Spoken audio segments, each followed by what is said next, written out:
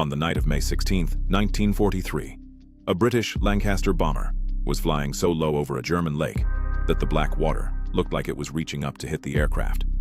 A few feet too low, and the bomber would slam into the surface. A few feet too high, and the entire mission would fail. Ahead of them was the Möhne Dam. This was not just a wall of concrete. It was one of the water gates of Germany's Ruhr industrial region. Water, power, factories, steel production, the rhythm of the war economy. All of it depended on dams like this. The Germans knew the British wanted it destroyed, so they protected it like a fortress. The front face of the dam was too thick for ordinary bombs. A direct hit might throw smoke, concrete chips, and fire into the air, but the wall itself could survive. Underwater attacks were blocked by anti-torpedo nets stretched across the lake. Around the target were searchlights, anti-aircraft guns, and the simple danger of flying at night, low enough to touch the water. To the Germans, the logic was clear. British bombers could come, they could drop bombs, they could make noise, but they could not reach the real weak point. They were wrong. The British were not planning to smash through the face of the dam. They were planning to make a bomb bounce over the water. The weapon was called Upkeep. It was designed by Barnes Wallis, and it did not behave like a normal bomb. Before release, it was spun backward at high speed. Then, from a very low altitude, the Lancaster would drop it onto the lake. It would hit the water, bounce, hit again, bounce again, and keep skipping forward like a stone thrown across a pond. That was the part the German defense system was not built to stop. The anti-torpedo nets could block a weapon moving under the water. They could not stop a bomb that jumped across the surface. But the bounce was only the delivery method. The real kill came at the wall. After the bomb struck the dam, it would sink down the face of the concrete and explode underwater. At that depth, the lake itself became part of the weapon. The water would trap the blast and force the pressure back into the wall. This was not brute force. It was geometry, speed, depth, pressure. The British were not looking for the biggest explosion. They were looking for the exact place where a massive wall was most vulnerable, below the waterline, against the base of the dam, where the weight of the lake could help tear the structure open. To put the bomb there, No. 617 Squadron had to fly a mission with almost no room for error. The Lancaster had to approach at roughly 60 feet above the lake. The speed had to be steady. Too high, and the bomb would not skip correctly. Too low, and the bomber could hit the water before the bomb ever left the aircraft. Too fast or too slow, and the weapon could sink early, bounce wrong, or miss the wall entirely. They did not have modern targeting computers. For altitude, they used two spotlights mounted under the aircraft. The beams pointed down at the lake. When the two circles of light met on the water, the bomber was at the correct height. For distance, they used a simple sighting device lined up with the two towers on the dam. When the towers matched the correct angle, the release point had arrived. So in the most dangerous seconds of the mission, the crew had to do all of this at once. Fly straight toward a defended dam. Stay almost level with the surface of the lake. Hold speed, hold altitude. Line up the towers, ignore the gunfire, and release a spinning bomb at exactly the right moment. The first Lancaster came in low over the water. German guns opened up from the dam. Tracer rounds climbed into the night like red wires. The bomber could not simply dodge away. If it turned too hard, the angle was gone. If it climbed, the bomb was useless. If it dropped lower, the aircraft could die before the attack even began. So it kept coming. The lights under the aircraft touched the surface. The two spots moved closer together.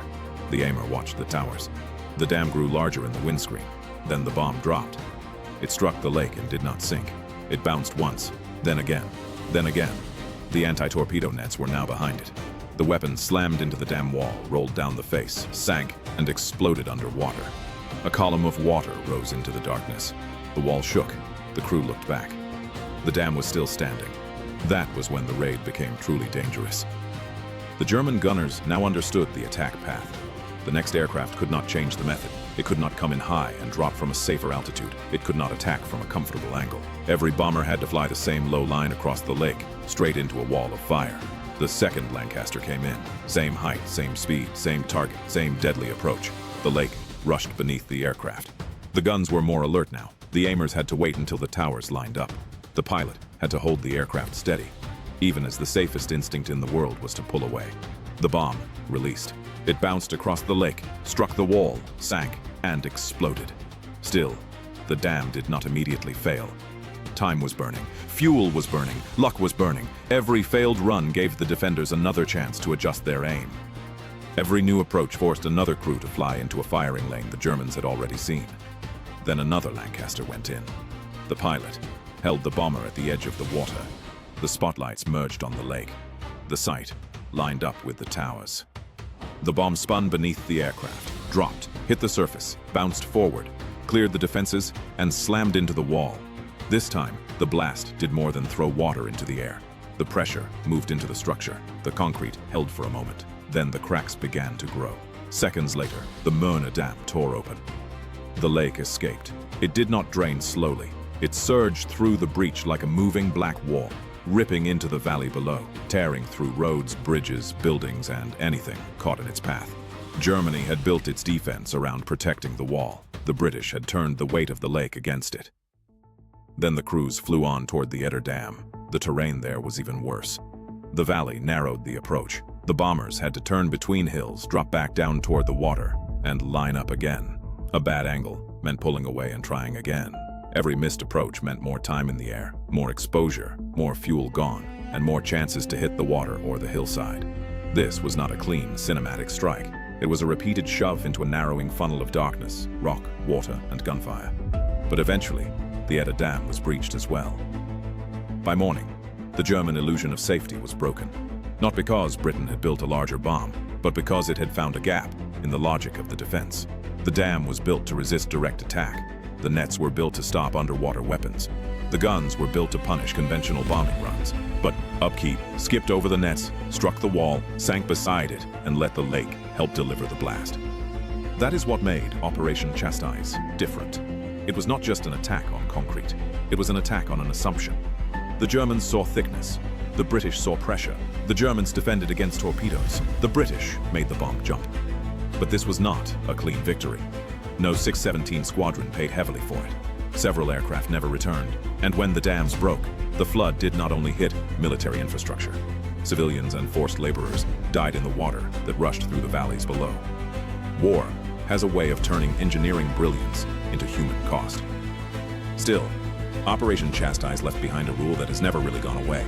The strongest target does not always have to be attacked at its strongest point.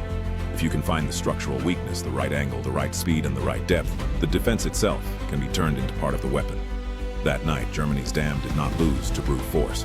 It lost to a bomb that bounced, and to a much more dangerous truth.